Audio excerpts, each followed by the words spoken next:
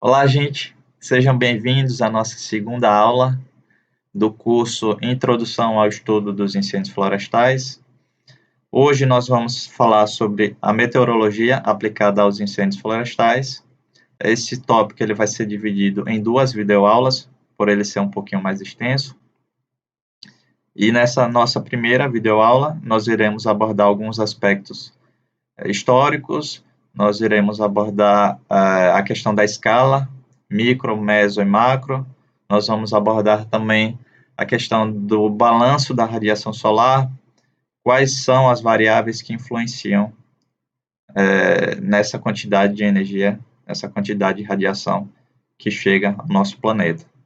Na nossa próxima videoaula, nós vamos abordar mais especificamente sobre a temperatura, umidade relativa do ar, precipitação pluviométrica e demais parâmetros que interferem no perigo de ocorrência de incêndios florestais, no teor de umidade do material combustível florestal. Tá bom? Então vamos iniciar aqui fazendo um breve histórico. Bem, o conhecimento da atmosfera do nosso planeta é uma aspiração da humanidade desde os tempos mais remotos. E por milhares de anos, o raio, o trovão, a chuva, a seca, todas elas foram reverenciadas como entidades mitológicas ou a eles ligadas. Então, nós temos povos tradicionais que até nos dias atuais relacionam certas variáveis climáticas a deuses. Antigamente acreditava-se que quando os deuses estavam com raiva, então eles puniam a população através de longos períodos de estiagem. No entanto, com o passar dos anos, foram sendo desenvolvidos estudos e essa questão passou a ser mais desmistificada. Então, foram os gregos os primeiros a produzir e registrar reflexões sobre o comportamento da atmosfera. Inclusive, vem desse período da Grécia Antiga, que se iniciou há cerca de 1000 anos antes de Cristo e foi até aproximadamente 100 anos antes de Cristo. Então, foi nesse período que ocorreu a divisão do planeta em zonas, zona tórrida, temperada e fria. Os gregos, eles foram dominados pelo Império Romano, o que, ocasionalmente, provocou uma queda de produção intelectual, já que o Império Romano ele estava mais preocupado com a expansão do seu território. Após a instituição do cristianismo como religião ocidental e sua difusão pelo mundo, nós observamos uma completa negação da busca pela compreensão da natureza. Então, durante esse período, tudo estava relacionado à vontade divina. Então, se acontecia uma seca prolongada, se acontecia uma cheia, tudo isso estava relacionado à vontade de Deus. Então, o obscurantismo religioso medieval, ele acabou estagnando a ciência por aproximadamente 1000 anos. E depois, a partir dos movimentos como o renascentismo, que preocupações envolvendo não apenas estudos da atmosfera, mas estudos nas mais diversas áreas, eles foram retomados, gerando novas invenções. O termômetro de Galileu, por exemplo, no lado esquerdo, a imagem desse termômetro, no meu lado esquerdo, eu não sei se no de vocês vai ser diferente, no de vocês acho que é o lado direito.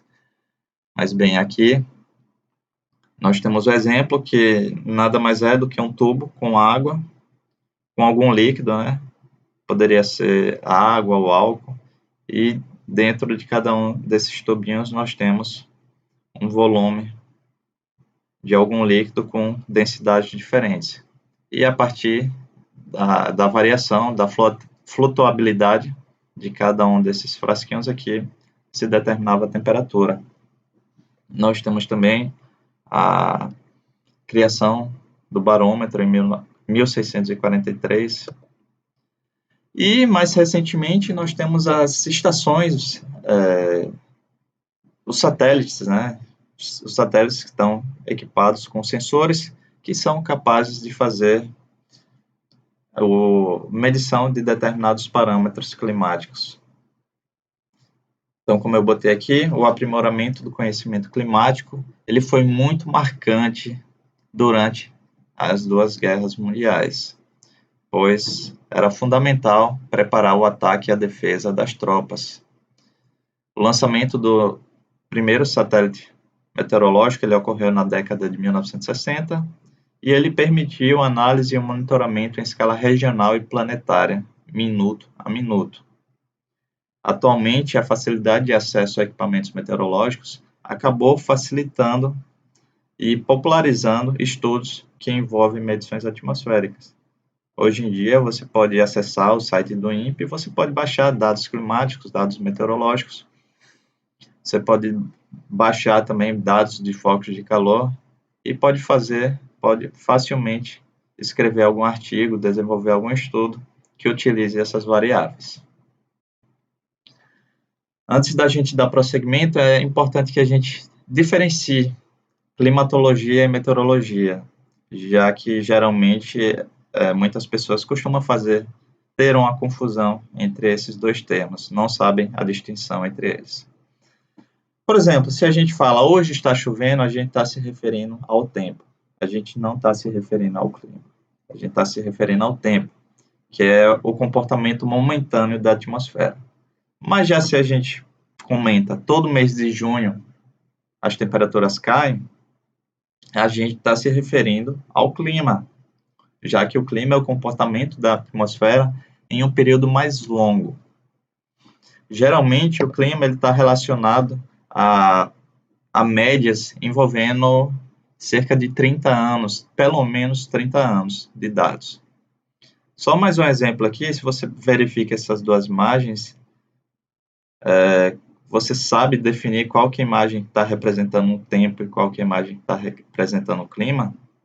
É fácil, gente. Nessa imagem aqui, nós temos uma representação do tempo, que é uma representação momentânea da situação atmosférica aqui no hemisfério sul, na América do Sul. Já aqui nós temos os padrões climáticos no Brasil.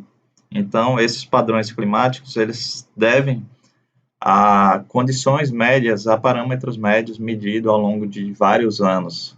Já essas condições, essas nuvens aqui, elas estão presentes em um determinado momento em que foi feito o imageamento da América do Sul. Então, é um momentâneo, enquanto que aqui ele não vai sofrer alterações de uma hora para outra, né? Pode ser que o clima de uma região acabe mudando em função de alterações na vegetação, mas é uma alteração demora mais tempo para acontecer. Bem, como eu falei para vocês, a meteorologia ela vai estudar o tempo atmosférico, o tempo presente e o futuro próximo. Diz, por exemplo, se vai chover daqui a 3 dias, se está chovendo hoje, se amanhã vai chover. Então, é o presente e o futuro próximo. Já a climatologia, ela estuda o clima. Diz, por exemplo, se nos próximos anos o verão ele será mais seco ou será mais chuvoso, se vai chover muito no inverno, se vai chover pouco no verão, qual que é a quantidade de precipitação média durante esses respectivos períodos. A climatologia, como eu falei para vocês anteriormente, ela tem como tempo mínimo 30 anos. Então, para você definir as condições climáticas de uma determinada região, você avalia pelo menos 30 anos de dados. Bem, só para reforçar, vou citar o conceito aqui, definido no livro de Mendonça e Dani Oliveira. Conceito de clima: conjunto de fenômenos meteorológicos que caracterizam a condição média da atmosfera sobre cada lugar da Terra. Frise, condição. Deixa eu botar minha caneta aqui. Condição média da atmosfera. Já na meteorologia, ela compreende o estudo dos fenômenos físicos da atmosfera, que se manifestam em uma localização precisa, em um período de tempo relativamente curto, a que se convencionou chamar de tempo. Então, gente, ficou claro? Espero que vocês espero que vocês tenham entendido com essa explicação. Caso ainda tenham dúvidas, mais para frente, em alguns dos nossos futuros bate-papos, a gente poderá tirar alguma dúvida que vocês tenham. Então, continuando nosso assunto, vamos falar agora sobre a questão da escala, né? Nós podemos estudar tanto os parâmetros meteorológicos quanto os parâmetros climáticos nas escalas micro, meso e macro. Eu botei aqui o macroclima, mas eu também poderia ter colocado macrometeorologia, micrometeorologia, microclima, mas eu resolvi colocar macroclima, porque já é um termo que a gente utiliza com mais frequência do que macrometeorologia. Pois bem, o que seria o macroclima? Macroclima ele envolve a escala horizontal maior do que 2.000 quilômetros e a escala vertical de 3 a 12 quilômetros. Ela envolve, por exemplo, o clima global, a temperatura do Oceano Atlântico, por exemplo, a temperatura do continente africano, por exemplo. Então, a maior das unidades climáticas envolve uma grande área, uma grande extensão. Já no mesoclima, nós temos uma unidade intermediária. Nós temos uma escala horizontal que vai de 2.000 a 10 quilômetros e nós temos uma escala vertical. Desculpa, gente, aqui não é horizontal, aqui é vertical.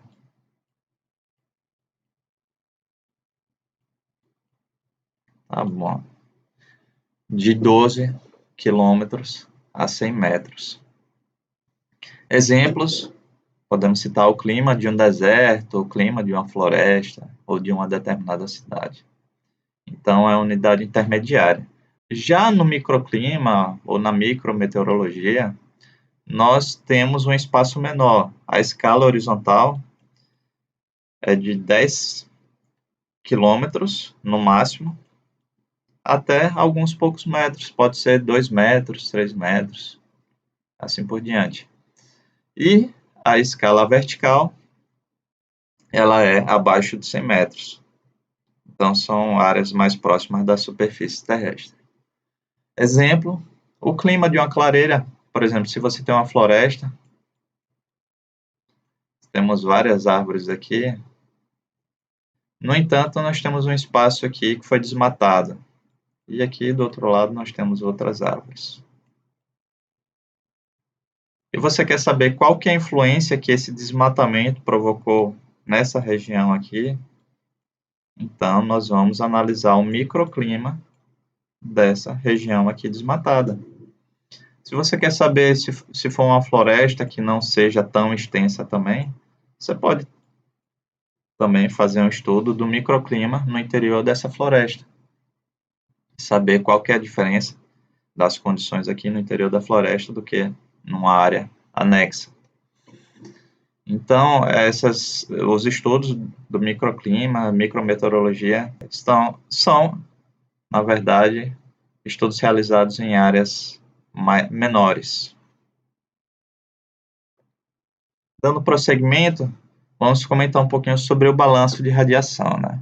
Pois bem, a radiação que é emitida pelo Sol, ele é o principal modo de propagação de energia na atmosfera, já que, como eu acabei de falar, já que é por meio da radiação que a energia do Sol ela vai chegar até o nosso planeta Terra.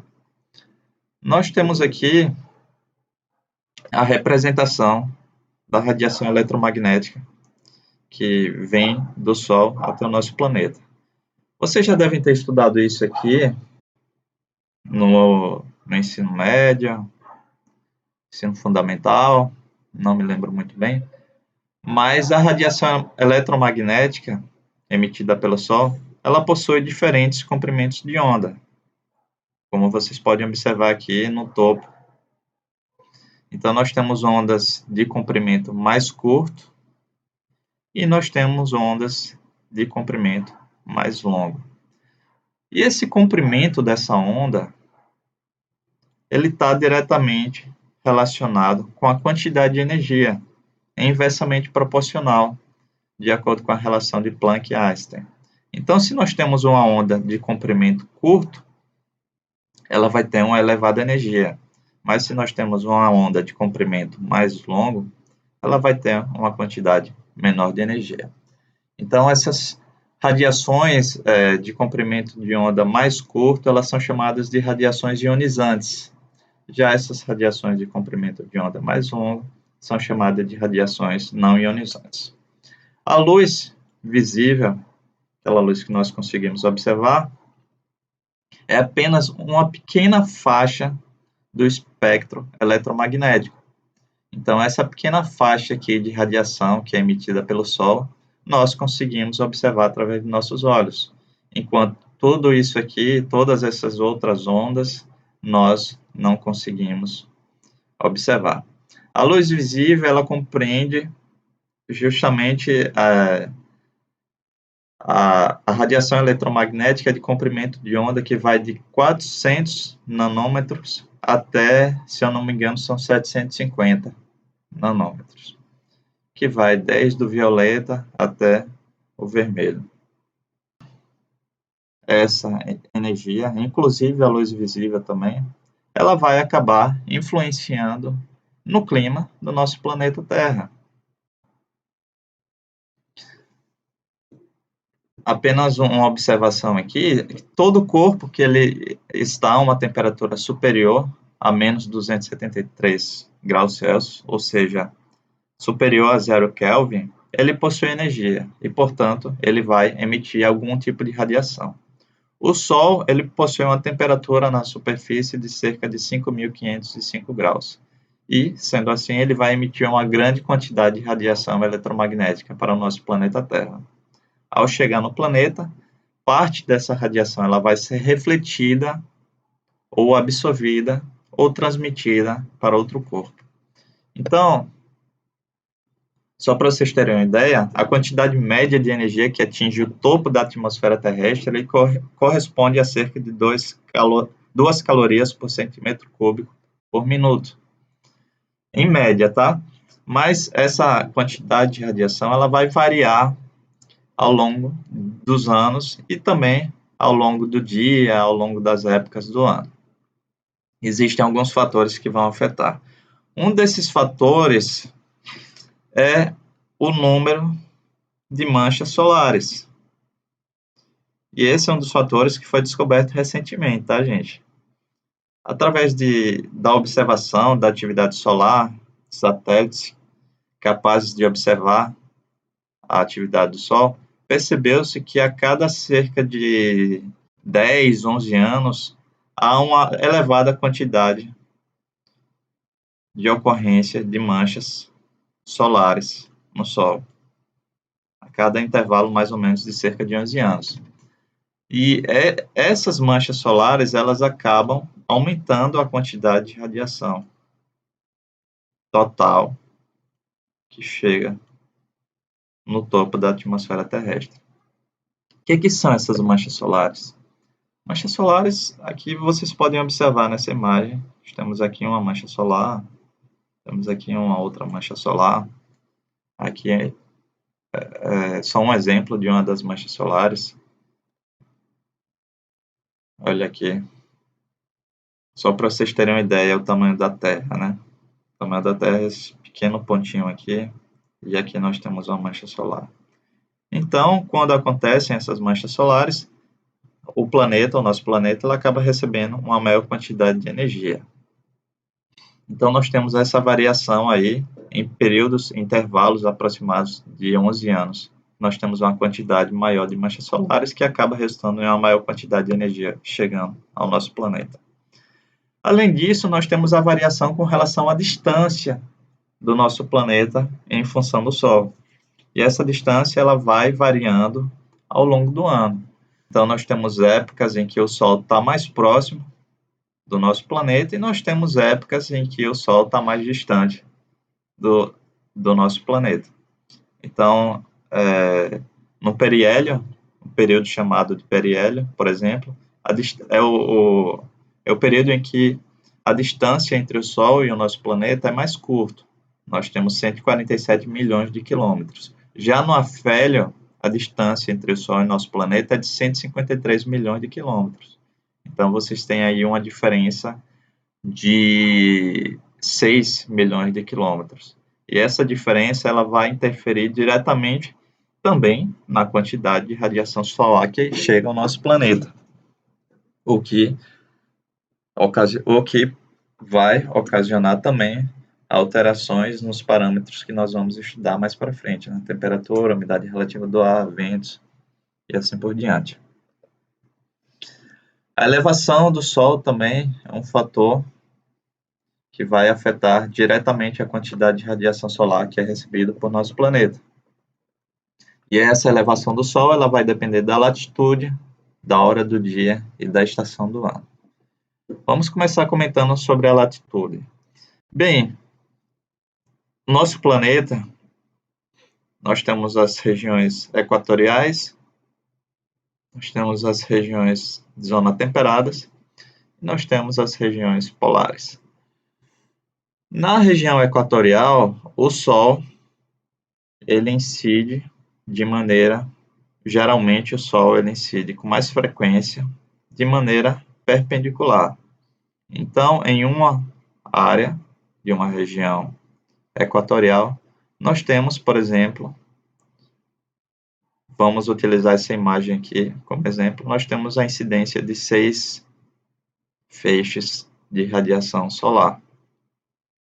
Então, é uma área que nessa região, forma um ângulo de 90 graus. Então, temos aqui os raios incidindo de maneira perpendicular com a superfície. Já na região de zona temperada, existe uma inclinação. Então, nessa mesma unidade de área, aqui,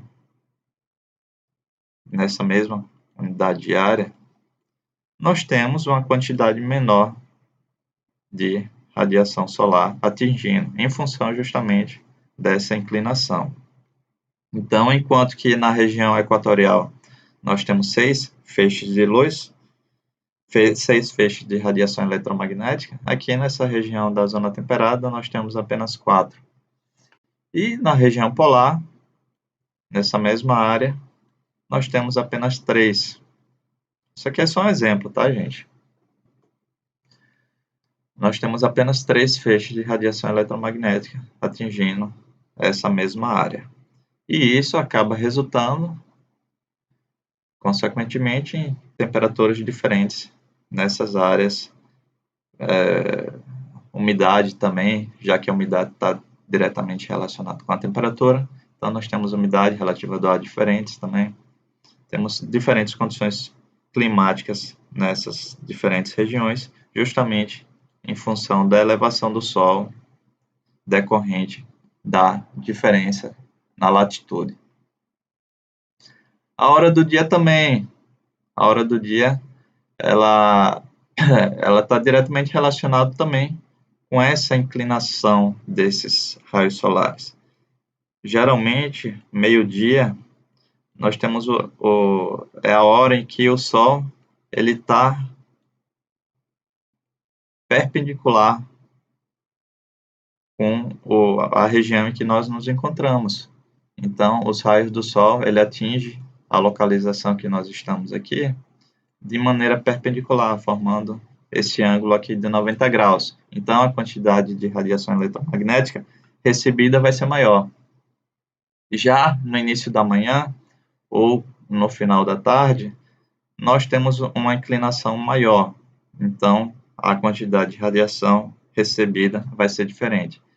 E a estação do ano também. A estação do ano está relacionada diretamente com o movimento de translação da Terra ao redor do Sol. Então, à medida que a Terra vai girando ao redor do Sol, ela vai sofrendo uma inclinação. Aqui nessa imagem, por exemplo, nós temos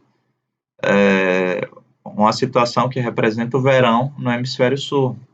Então, no hemisfério sul, ele vai estar recebendo uma maior quantidade de radiação eletromagnética, enquanto que no hemisfério norte vai estar recebendo uma menor quantidade de radiação eletromagnética. Então, nós temos aqui o verão no hemisfério sul, o inverno no hemisfério norte. Então, se você para analisar aqui essa imagem, você vê que nessa região aqui,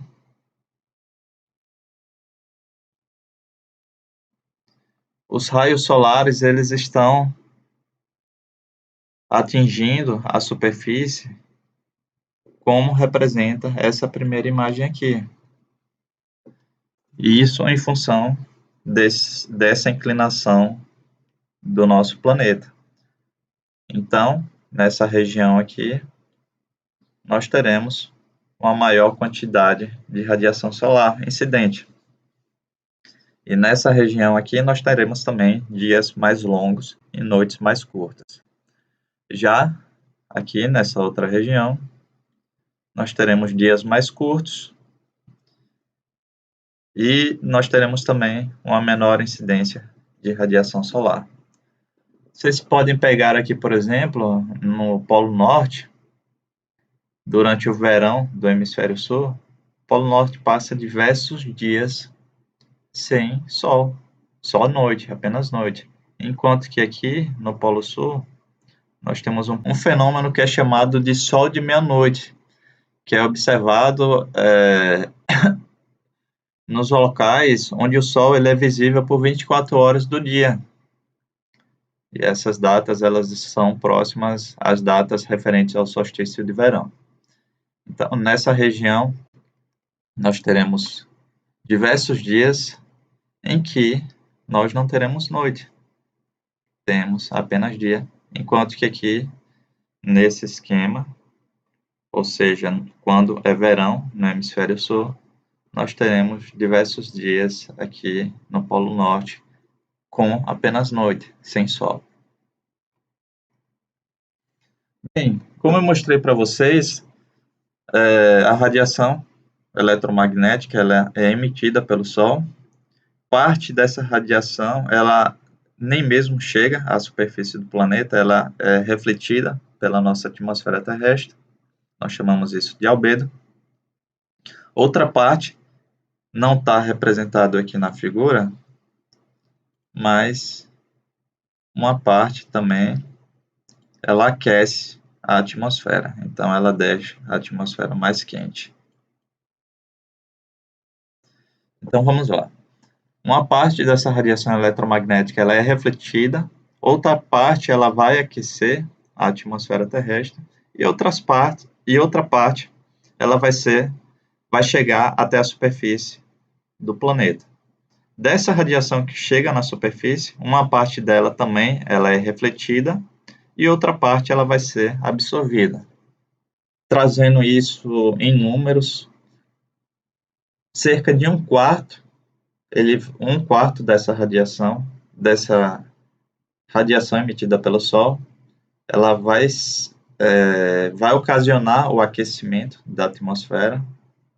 Cerca de 2/4, ou seja, 50%, ela é absorvida pela superfície terrestre e cerca de um quarto restante, ela vai ser refletida para o espaço, né?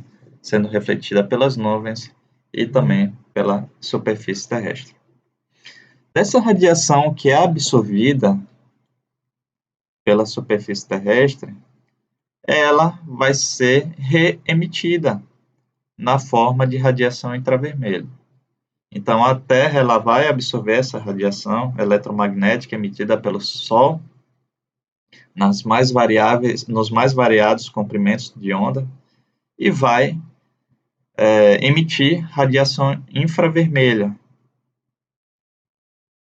Então, ela absorve essa radiação e emite, ela faz uma transformação e emite essa radiação na forma de radiação infravermelha. Dessa radiação infravermelha que é emitida pelo planeta, uma parte dela ela vai ficar retida na atmosfera e outra parte ela vai para o espaço. Ela fica retida na atmosfera justamente em função do efeito estufa. Então, muitas vezes, quando a gente vai estudar efeito estufa, a gente sempre associa a uma coisa ruim. Existe muitas pessoas pensam dessa forma, quando ouvem falar em efeito estufa, já que geralmente quando a gente ouve na mídia alguma coisa sobre efeito estufa, está relacionado ao aquecimento global, aumento de temperatura. Mas o efeito estufa é uma coisa boa para o planeta. Sem o efeito estufa, só para vocês terem ideia, a temperatura do nosso planeta ela seria cerca de 50 graus Celsius inferior, ou seja, a temperatura média do nosso planeta seria menos 34 graus Celsius, já que a temperatura média atual ela está em torno de 15 graus Celsius. Então, graças ao efeito estufa, nós temos a diversidade, nós temos a vida como nós conhecemos atualmente em nosso planeta. Sem ela, muito provavelmente, nós não teríamos vida aqui. Talvez pudesse até ter vida nas fontes termais, algumas formas de vida, algumas bactérias, mas a vida como nós temos atualmente no nosso planeta é apenas viável graças ao efeito estufa. E o que é esse efeito estufa? Esse efeito estufa é justamente essa retenção de calor dessa radiação infravermelha emitida pela Terra. Então, a Terra ela vai emitir essa radiação e parte dela vai ficar retida aqui nas camadas mais baixas da atmosfera, na troposfera, retendo esse calor. E outra parte ela vai ser emitida, vai voltar para o espaço. O problema é que nos últimos anos tem se aumentado bastante a presença de gases do efeito estufa na atmosfera, como, por exemplo, o dióxido de carbono, o metano. E esses gases, eles têm provocado, consequentemente, um aumento na temperatura média do nosso planeta. Os dados mais atuais, eles apontam um acréscimo de 1 grau Celsius, um acréscimo médio de 1 grau Celsius na temperatura da superfície terrestre, quando comparada a valores pré-revolução industrial. Então, após a revolução industrial, aumentou-se muito a queima de combustíveis fósseis, aumentou a emissão de gases do efeito estufa, aumentou também muito o desmatamento e, consequentemente, nós temos uma relação direta com o aumento da temperatura, que aumentou cerca de 1 grau. Os modelos, algumas estimativas apontam que vai ocasionar uma perda da biodiversidade. Então, se eu não me engano, um acréscimo de 4 graus Celsius na temperatura média do nosso planeta, ela pode resultar em uma perda de cerca de 80% da biodiversidade que nós temos atualmente. Então, é fundamental que seja reduzida a emissão de gases do efeito estufa. E, inclusive, os incêndios florestais, eles respondem por grande parte desses gases. O desmatamento associado às queimadas e aos incêndios florestais na Amazônia, eles respondem por maior parte das emissões de gases do efeito estufa no Brasil.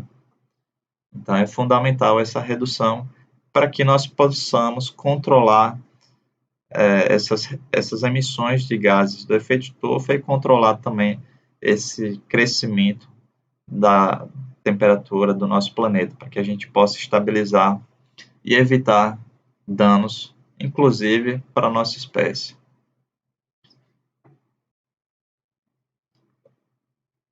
Pois bem, gente, na nossa próxima aula, nós vamos falar mais especificamente sobre a temperatura do ar, umidade relativa do ar, precipitação pluviométrica, velocidade e direção do vento, sobre esses fatores meteorológicos e sua influência na secagem do material combustível florestal e, consequentemente, no perigo de ocorrência de fogo, na facilidade de ignição do material combustível.